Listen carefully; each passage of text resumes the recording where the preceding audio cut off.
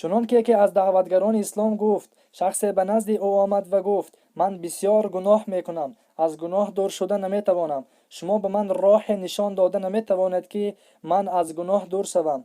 نه، من نمیدانم که چی چیز تو را از گناه باز می‌دارد. اما وقتی که گناه کردنی شدی، در جای گناه کن که الله تو را نبیند.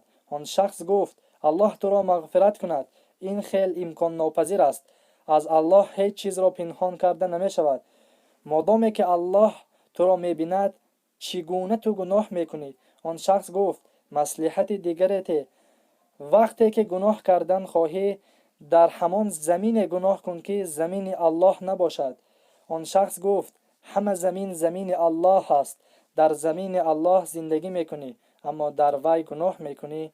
آن شخص گفت مصلحت دیگریته. اگر از الله فرمان برداری کردن نخواهی، پس از نعمتهای الله نیز استفاده نبر. آن شخص گفت غیر از نعمت الله آیا نعمت وجود دارد؟ عالم گفت در زمین وی زندگی میکنی، از نعمت وی استفاده میبری، اما در نظر او گناه میکنی. آن شخص گفت مصلحت دیگریته. اگر وقتی که گناه کردن خواهی، فرشته مرگ که آمد بگو به او تا انتظار توبه تو شود. آن شخص گفت این غیر امکان است. وقتی که فرشته مرگ می آید، از من نپرسیده قبض جان من می کند. آن شخص گفت از برای الله مصلحت دیگریته. اگر وقتی که گناه کردن خواهی، پس آماده شو بر مقابلیت با فرشتگانی که فردا روز قیامت تو را کشان کشان به دوزخ می برند. آن شخص گفت چه خیل من با آنها مقابلیت کرده می توانم؟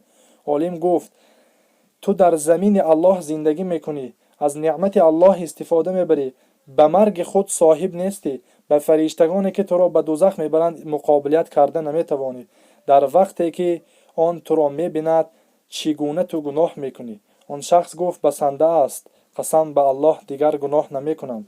بگذار گناه کننده ها این را دانند. این جای شرم‌آور است. در حقیقت در زمین الله زندگی میکنیم، از نعمت الله استفاده میبریم و در نظر او گناه میکنیم. ما برای گناه کردن در نزد مردم شرم میداریم، همان هایی که در نزد ما یگان قدر و قیمت ندارند. مهم آن است که برای آنها دخل ندارد. چگونه ما شرم نمیداریم در نزد آنی که همه چیز به او دخل دارد؟